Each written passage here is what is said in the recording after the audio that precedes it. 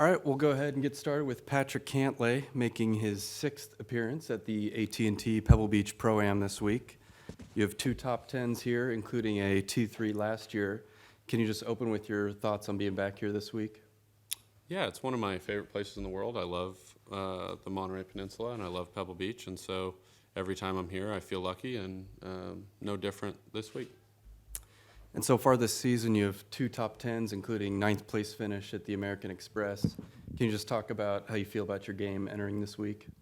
Yeah, game has been good. I took a long time off, and so now I'm back in the swing of things and gonna have a bunch more starts here coming up, and so everything's been good, and just gonna keep doing the same process that I've been doing. It's been working, and I'm excited to have a bunch of events coming up. Yeah. Thanks, Patrick. Questions from the group? Did you ever play a state amateur here? I never did. They had changed venues before I qualified for one. Had you been here before you turned pro? I don't think so. I don't think I'd played Pebble Beach until I was a pro.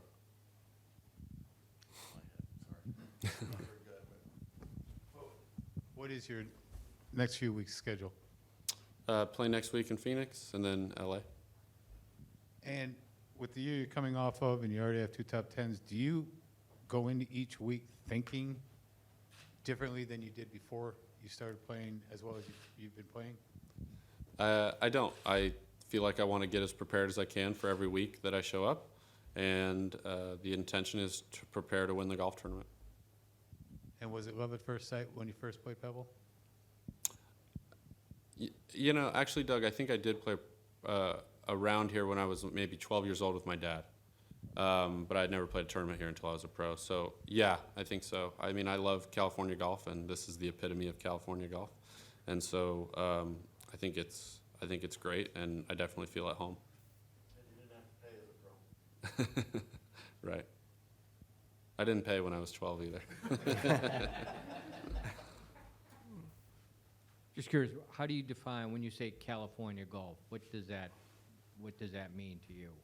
I would say greens that are, for the most part, traditional and very severely sloped back to front, Poana greens, and in general, the properties are more condensed. There's less real estate, so it feels like the properties are a little older in general, and that's just golf I played, growing up, junior golf.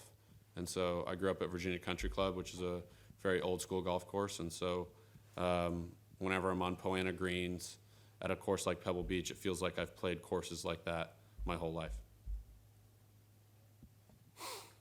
Patrick, what did you learn about yourself playing the Ryder Cup, and how did that sort of change your place in the golf world, do you think? I don't think I'm the right person to comment on where my position is in the golf world. I think that's more on everyone else. I would say definitely the Ryder Cup, there's so much expectation around what it's supposed to be and anticipation about what that event's supposed to be like. And I think it lived up to all the hype, which things in life rarely do. And so that was really exciting. And also, I love that type of environment and that moment, and that the more pressure and the more intense it is, the more I like it. And so I really loved the Ryder Cup and everything that it brought out of me that week. In a semi-related question, what did you learn about Jordan Spieth being his teammate, and maybe what you sort of see when you watch him play? Obviously, you're worried about your own game, but when you see Jordan, what do you pick up from him? What do you admire about his game and the way he carries himself? Well, I've never played a match with Jordan. I've been on my Walker Cup team I was on was with him, and same for Ryder Cup. We actually played 9 holes today together. And Jordan loves competition. It doesn't matter if it's throwing a water bottle in the trash can from 20 feet or trying to make a 25-footer to tie or win a match on the last hole. I definitely remember watching him at the Walker Cup in 2011 and we were down. We ended up actually losing the Walker Cup. But I remember I think he was in the lead match, if I remember correctly, on the second day in the afternoon in singles. And I can't remember who he was playing, but it was blowing 40 miles an hour. And our team room was inside, but had maybe almost like a one-way view of the first tee. And he had got to the tee a few minutes early of the match, and he was standing there in a way that made me think that he was definitely going to win his match. And he did. How so? Standing what way? I wish I could tell you, but if you sometimes you just get a feeling, and it just looked like no matter what happened, no matter what break, no matter how he was feeling about his game, no matter anything that happened, he was going to win his match. And so I think certain people can be like that, and when he's going, he can be one of those guys. He was young then, too. Yep, so was I. Well, who won today? Royal Africa. I got him by a shot. He didn't have that look on his face, I take it. I want to go back to the Ryder Cup for a second. Now, you've spoken about your emotion for the week, and a lot of it is reactionary. It just brings it out in you. But have you gone back and watched any highlights of the Ryder Cup? And if you have, and you've seen yourself, did you recognize yourself?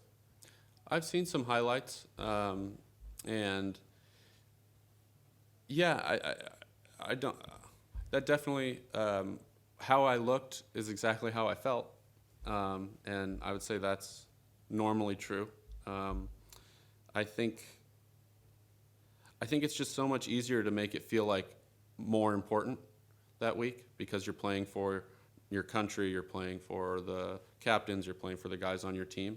And so to get excited, especially in match play, which is more visceral and more personal, and then all the fans that are there that are so amped up, it's easier for it to come out naturally. It doesn't feel forced.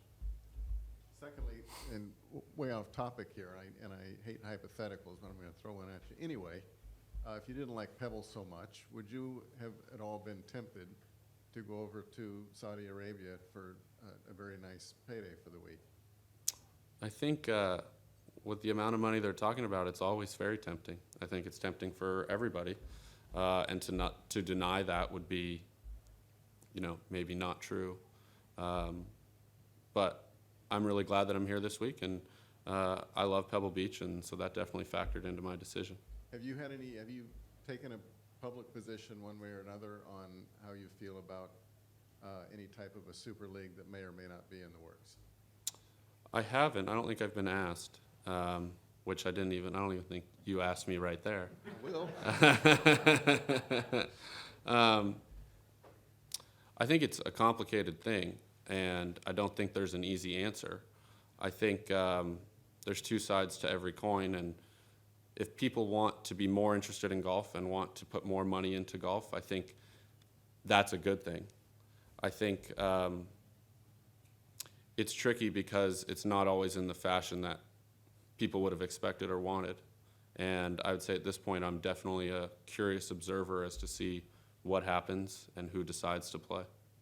When they talk about, I've heard this said over the last couple of years, that if that's where everyone's going, if that's where the best players are, then that's where you need to be. But if you look at how many of the best players would it take for people to want to join them, yourself included? It's a good question. I think definitely there's a want of the best players in the world to play against the other best players in the world. And so it's hard to quantify exactly because it's also not just a numbers game of however many players in the world, but individual people, because some move the needle more than others and some are at the top of the game more than others. And so it's a complicated equation, but I would say that people's tune, I wouldn't be surprised if people's tune changed quick if the best players, if a majority of the best players in the world wanted to play anywhere. Because if they did, I think there's a real desire of the most competitive people out here to play against the best players in the world almost no matter what. last thing on that topic, do you get a steady diet of that already? For sure. About RIV or the majors or the players, or et cetera. So you're saying in professional golf, do you get enough playing against the? What you're doing it now, is what I'm saying, I guess, in terms of the best players playing against each other. Oh, 100%. I think we could play with each other more. I think, there aren't actually that many times that all the best players in the world show up to the same event, especially outside the majors and the players. And so I think it'd be great if everyone was there more often. But more my point was, it almost doesn't matter who or what or where or how. If the best players in the world, a large percentage of them are playing, and the stakes are high, and like all of them are there, and I'm not there, I'm going to be disappointed, because that's exactly what I want to be doing. Patrick, you do realize that part of the reason why you may not get as many good players together each week is because you're making too much money the way it is now. I mean, you take a look at back in the day, Jack Nicklaus, Gary Player, Arnold Palmer, they didn't make anything close to this. And so I had to play most of the time to make money, to make a living. So you're not suggesting that maybe you should get less so that you'll all play together more, are you? Could you ask the question a little more specifically? Do you think that you make enough money out here as is? Based on what? Well, I don't know, based on your living standards. Well, of course. I mean, I have a great life out here on tour, and I would say most guys out here that are playing on tour are very fortunate and grateful for playing on tour and being able to make such a nice living playing this game as a job, because I think a lot of us would love to play golf even if it wasn't our job. And so being able to do it as our job, I think most everybody out here is overwhelmingly, excited to wake up and do this every day. And I think that's one of the great parts of being a professional athlete, because, you grow up and that's what you've always wanted to do, and now we're out here doing it, and you're doing it. But it's an interesting stance to take, that you think there's too much money in golf, and therefore that's why people aren't all playing the same weeks against each other. I don't think that's true. I don't think that's the simplest answer to that question. I think everyone shows up for the Players' Championship because all the best players are there. It's a premier venue. It's not a major, but it's a premier venue. They take care of everyone extremely well, and the purse is higher, so everyone shows up to that week. It might be a function of no tournament sticks out like the Players' Championship other than the players on the schedule, and if a few did, more of the best players in the world would play that week. What would you have to do to, if you were talking to a tournament director, what would you have to do to stick out, as you say, to be considered something like that? I think Jack Nicklaus at Memorial does an excellent job of that. Definitely when you step on property, you feel a more personal touch at that tournament. You feel almost like a member of the club. You drive up to valet. The gentlemen that work at the club valet your car. You walk in, you can always order off the menu. The food that week is fantastic. Jack's usually in the clubhouse. He's there saying hi to the people that he knows. You can, even if you don't know him and you're a rookie, you can go up and talk to him. The course is in almost perfect shape every single time we go there. And the golf course is very, very good.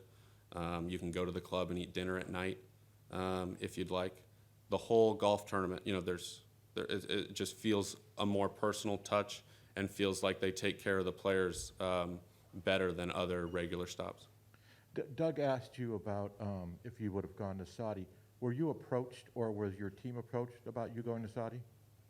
Yes.